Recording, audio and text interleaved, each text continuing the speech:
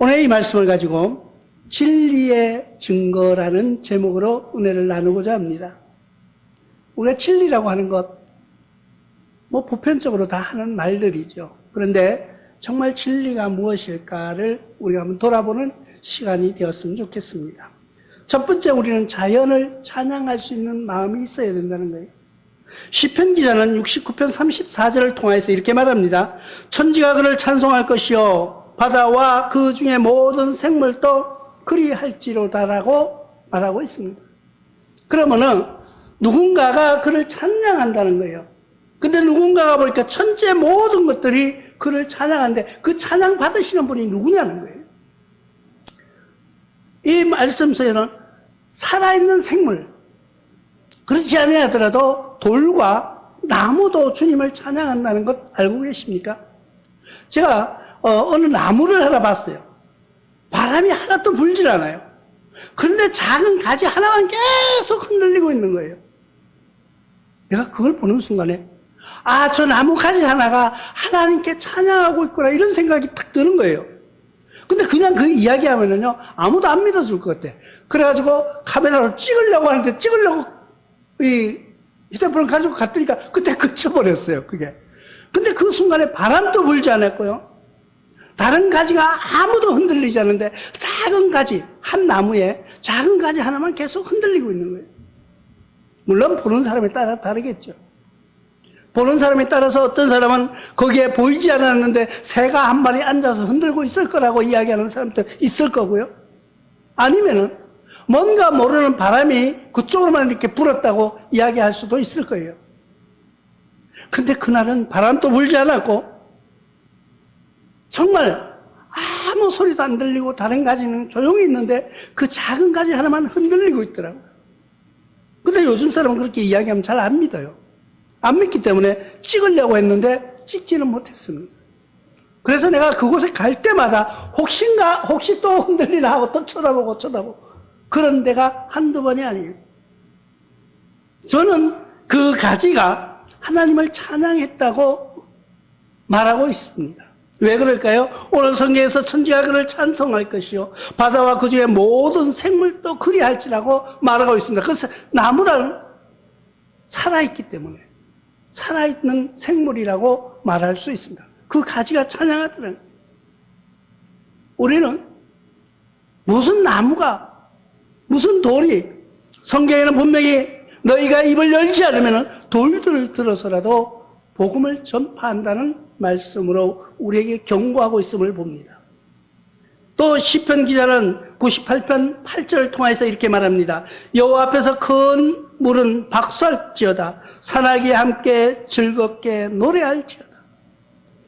바다가 큰 물이, 물론 바다는 아니고 큰 물이라고 했어요. 큰 물이 박수로 하나님께 찬양한다는 거예요. 산악도 즐겁게 노래할지어다. 우리가 산이 어떻게 하나님께 노래할 수 있을까요? 근데 성경은 분명히 그렇게 말씀하고 있다는 것입니다. 우리는 하나님께 찬양하는 것, 그분께 영광 돌리는 것이 우리의 의무고 우리가 할 일이라는 거예요. 그러면은 믿지 않는 사람들은 저 사람이 약간 좀 정신이 이상하다고 말할 수 있을 것입니다. 그러나 하나님 앞에서는 부끄러움 없는 우리의 신앙이 되어야 될 줄 믿습니다. 나와 여러분들은 그래서 생명이 있는 것, 내가 목소리를 낼 수 있는 것, 내가 움직일 수 있는 것, 우리는 하나님께 영광을 돌리면서 살아가는 그런 신앙으로 생활해보지 않으시렵니까? 우리의 입술은 찬양해야 돼요. 우리의 입술은 남을 헐뜯고 남을 비난하고 남을 욕하려고 하는 것이 아니라 하나님께 찬양하는 데 쓰여지는 그런 도구가 되어야 된다는 거예요. 자연들도 찬양하는데, 자연도 찬양하는데. 이사야서 44장 23절에 여호와께서 이를 행하셨으니 하늘아 노래할지어다 땅의 깊은 곳들아 높이 부를지어다 산들아 숲과 그 가운데 모든 나무들이 소리내어 노래할지어다. 산을 향해서 노래하라고 명령하고 있습니다. 우리는 그런데 지금까지 살아오면서 무엇을 노래하고 무엇을 입술에 담고 살아왔는가 한번 뒤돌아볼 시간인 것입니다. 우리 인생을 뒤돌아봤을 때 이제는 거의 마라톤으로 말하면 결승골을 얼마 안 두고 뛰어가고 있는 거예요. 결승점에 다다랐을 때 메달이 주어지는데 어떤 메달이 주어질까 한번 생각해 보셨습니까? 나의 메달은 어떤 메달일까? 내가 결승점을 통과하는 그 순간 하나님께서 나와 여러분들에게 메달을 걸어주실 것입니다. 어떤 메달을 받고 싶습니까?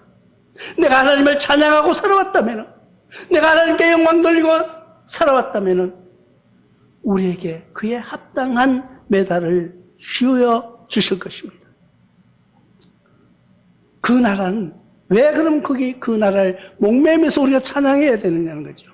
두 번째 생각하면 그 나라는 능력으로 임할 나라라는 거예요. 능력으로 임할 나라.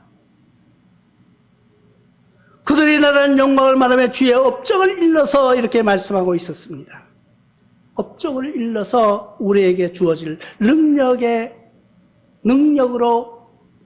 대한 보답으로 이루어지는 그 나라. 그럼 나와 여러분들은 하나님을 향하여서 어떤 능력을 행하고 있냐는 거죠. 내가 어떤 사람들은 막 기적을 일으켜서 아니면 병든 자를 아무 소용없어요.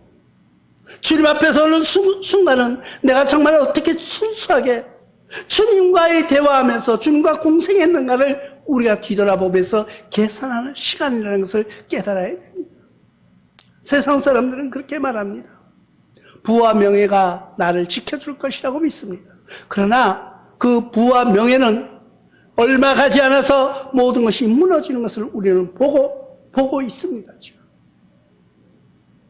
어떤 무소불위한 권력도 무너지는 거예요. 견고한 그런 뚝도 작은 구멍에 새어나오는 물줄기 때문에 무너지는 것을 볼 수가 있습니다. 그런데 그 능력으로 임할 나와 여러분들은 무엇인가를 생각해 보시기 바랍니다. 사도행전 2장 2절로 4절에 이렇게 말씀하고 있습니다. 호련히 하늘로부터 급하고 강한 바람 소리 같은 것이 있어 그들이 앉은 온 집안에 가득하며 마치 불의 혀처럼 갈라지는 것들이 그들에게 보여 각 사람 위에 하나씩 임하여 있더니 그들이 다 성령 충만함을 받아 성령이 말하게 하심을 따라 다른 언어들로 말하기 시작하니라고 말씀하고 있습니다.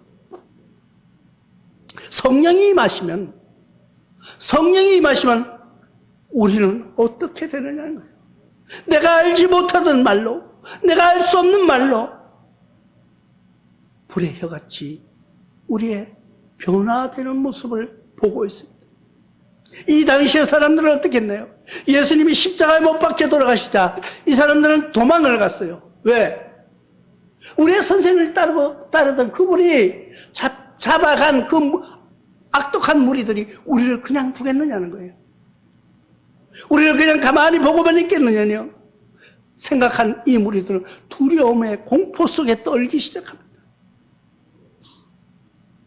한때는요, 우리 교회들도 마찬가지였어요. 예배 드는데 몇 사람이 모이는가를 조사하는 때도 있었습니다. 몇 사람 못 들어오게 하는 그런 법도 있었어요. 그런 시기가 있었다는 거예요. 그때 여러분들 얼마나 두려웠습니까?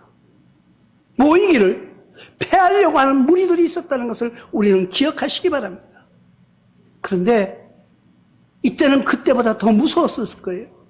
예수님을 죽이는 그 사람들이 그 제자들을 가만히 두겠느냐? 제자들은 두려워서 하나님 앞에 매달렸더니 어떤 역사가 일어났나요? 성령이 그들에게 임했다는 거예요.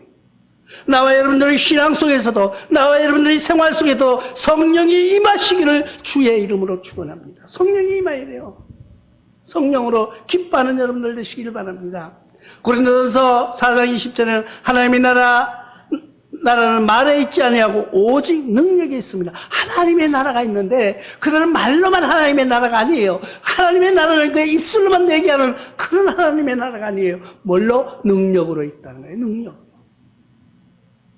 그렇기 때문에 나와 여러분은 성령의 능력이 임하시기를 기도하는 그런 시간이 되시기를 바랍니다. 성령을 왜 받느냐는 거죠. 성령을 왜 받아야 되는 거죠.